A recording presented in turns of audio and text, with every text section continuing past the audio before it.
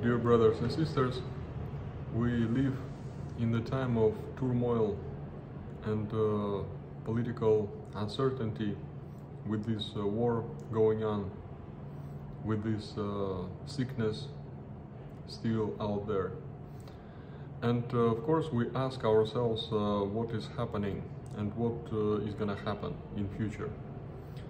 And today I want to share with you some of my thoughts on this topic.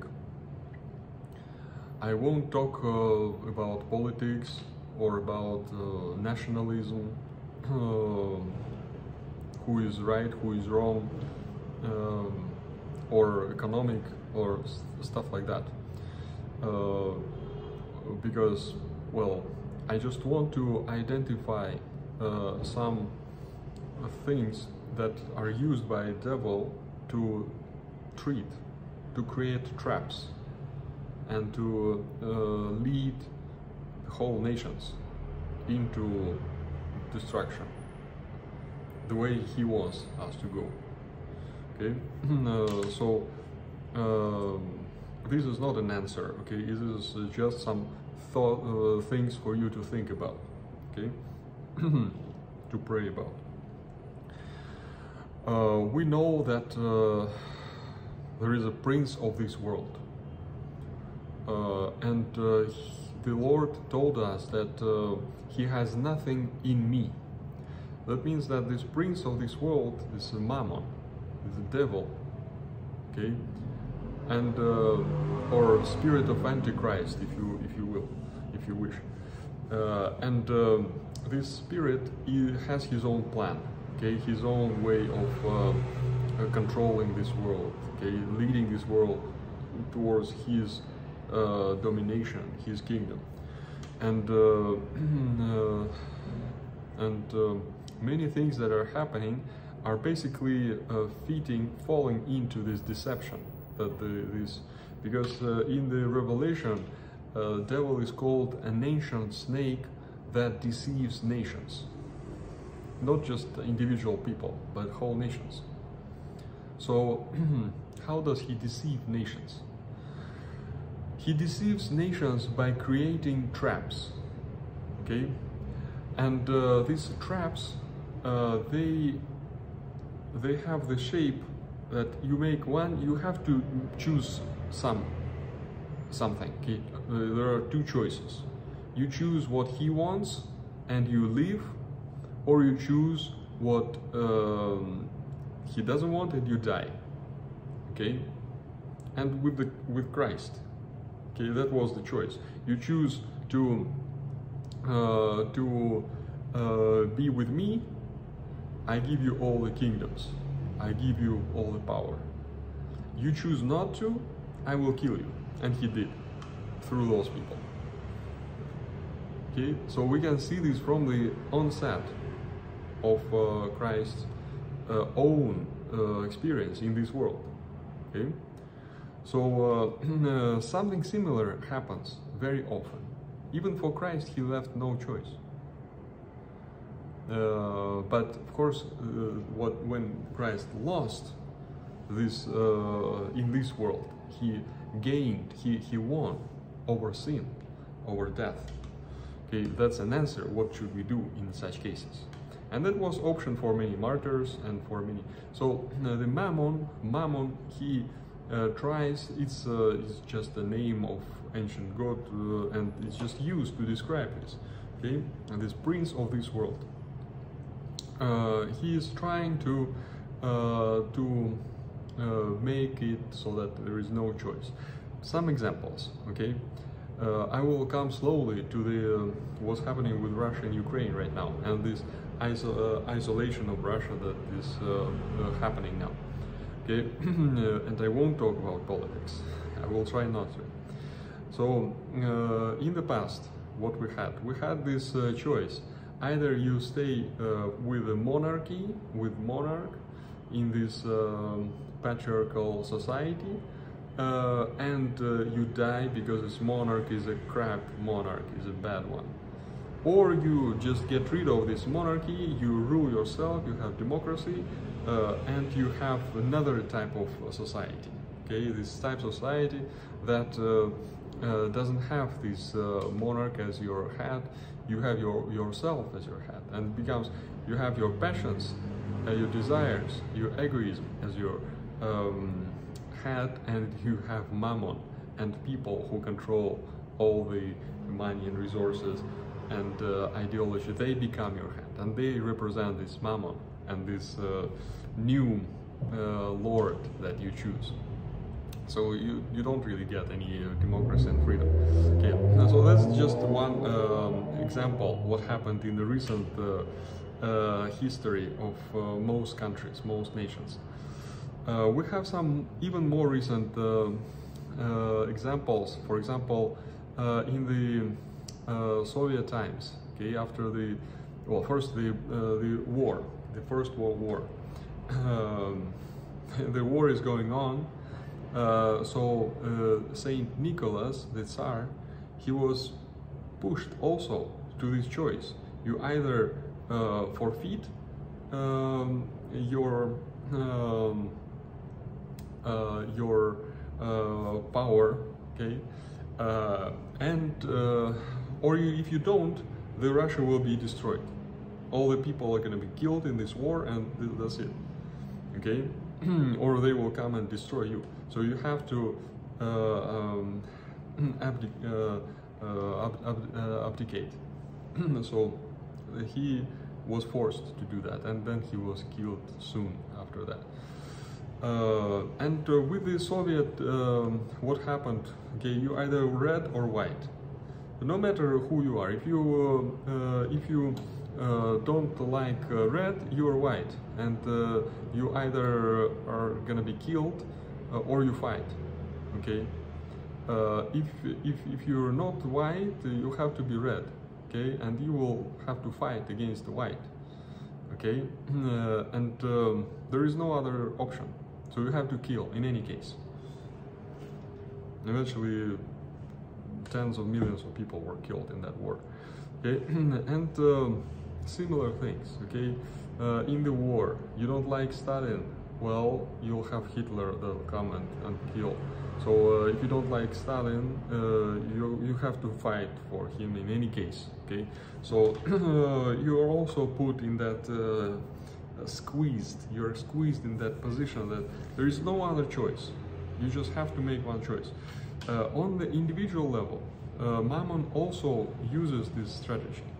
For example, he tells you that you have to buy an expensive house because everybody else has it, and your wife is gonna leave you if you don't have a house or whatever.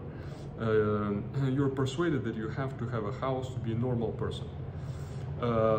You buy this house, and then you pay big mortgage amounts, and you have no option, any job. You're ready to be anywhere, okay, just to survive, just to pay those mortgage rentals. So if it's immoral, you have also no choice. The Mammon doesn't care.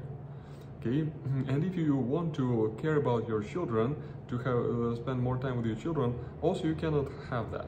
Okay, so your children will be alienated from normal family life, and they're gonna also be brainwashed by the spirit of Antichrist through games, through TV, music, and rock, and drugs, and whatever else. Okay, because they will be out of the traditional family bring up. So it's also Mammon strategy. That's also just an example on individual level. Coming back to what happens in the world, we see with the Soviet Union, there is this squeezing that happened, that economy was really doing really bad. You had nothing to eat in the 80s. Okay, scarcity, goods bad, restricted, squeezing everybody, and then releasing everything. So we have to embrace the market society. We have to, And also this totalitarian was totalitarian to such extent that people were hating it already, okay? And they were, okay, now freedom, freedom. And this freedom came at an expense of moral destruction, that people had, okay, this ghettoism, okay? That you need to only care about money. Everybody else is just a source of money. You have to embrace this new mindset, new social paradigm, okay? So it goes from one thing to another, okay? With this communism, it's the same thing.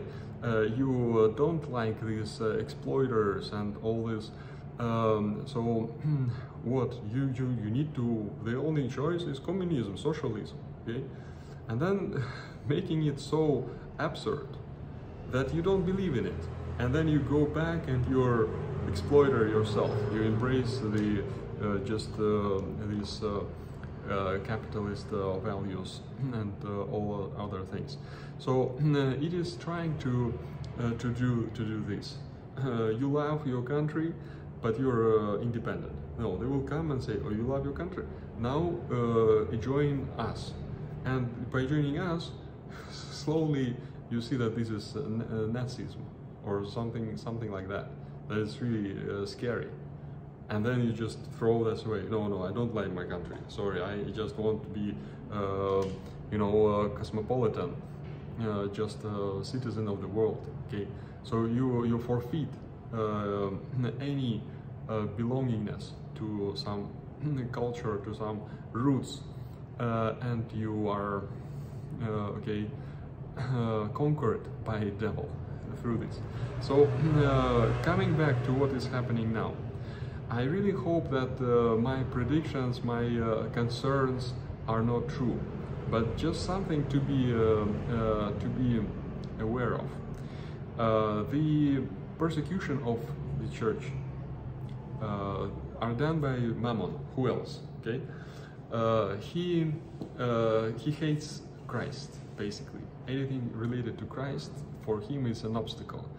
But in our times, he cannot just act directly, as in the ancient time. Just because you're Christian, just kill you. He can do it in some Muslim or some other places, but not in the majority, okay, most places of the world. So on this global scale, what can he do?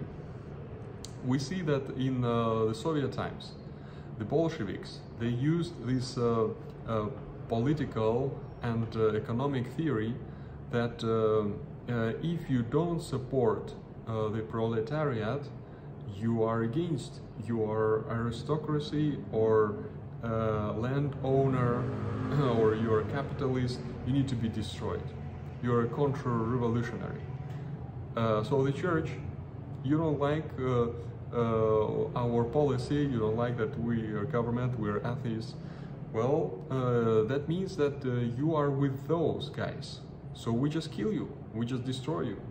Okay, we have all the rights to do that. Not because you believe in Christ. No, no, no. Only because you're wrong political role. Okay, you have to be destroyed. Okay, this is the only choice. Okay, or you be with us.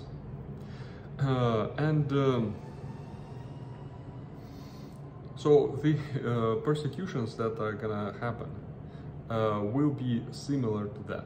Okay, we now already see in Ukraine, if you are canonical priest, your patriarch is in Moscow.